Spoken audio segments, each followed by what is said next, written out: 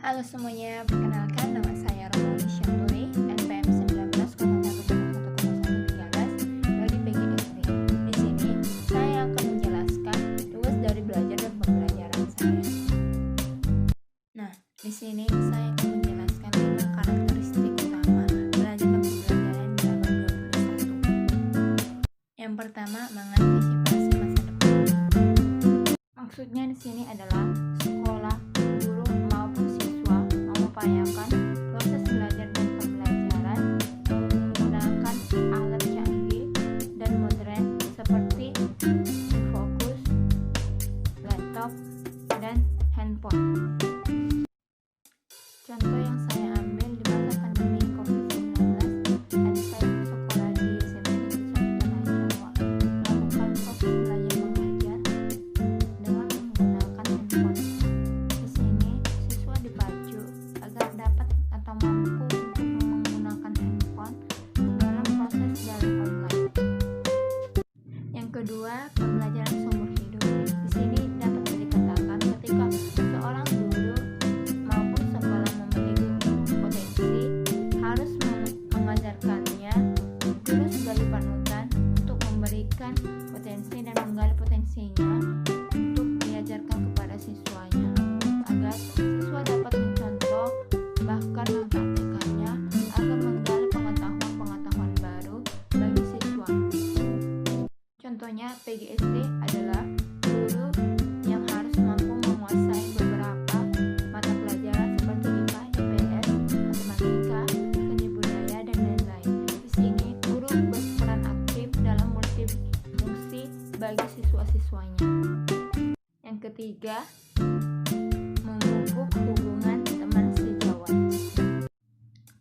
Yang dimaksud di sini, jika guru memiliki hubungan yang baik, maka proses pembelajaran dapat berjalan dengan lancar. Dan lebih baiknya lagi, jika seorang guru dijadikan tempat tukar pikiran peserta didik, maka peserta didik dapat menciptakan pengetahuan-pengetahuan baru atas kerjasama yang dilakukan dengan bertukar pikiran. Contohnya, ketika seorang guru dijadikan tempat bertukar pikiran, maka siswa dapat menggali pemikiran-pemikiran baru, pengetahuan-pengetahuan baru yang dimilikinya sendiri. Yang keempat, mampu menilai dan mengajar tingkat pelajar yang ada di SD. Maksudnya di sini, guru harus mampu mengajar, menilai, serta menyesuaikan diri di sekolah dasar agar terciptanya pembelajaran yang efektif. Contohnya, ketika guru kelas 6 ditempatkan ke kelas 2, maka guru harus mampu untuk mengajar di kelas 2 karena di situ dikatakan seorang guru SD adalah guru yang multifungsi. Jadi dimanapun ditempatkan, maka guru itu harus siap dan harus berhasil untuk mendidik anak-anaknya. Dan soal yang kedua yaitu 5 model pembelajaran yang tepat untuk masing-masing karakteristik.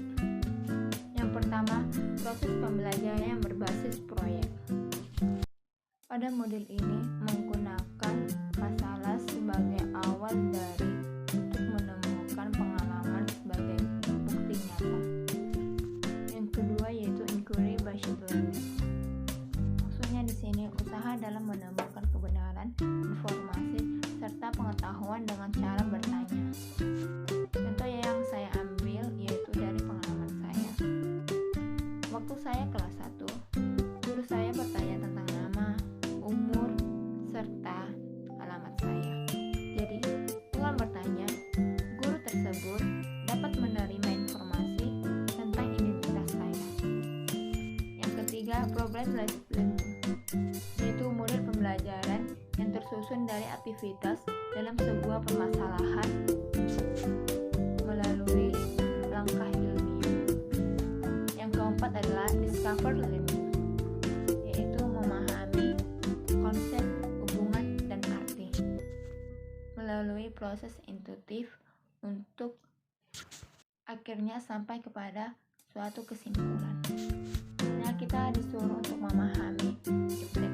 Di sini kita juga harus mengerti apa itu iptek dan mengerti apa hubungan iptek pada diri kita.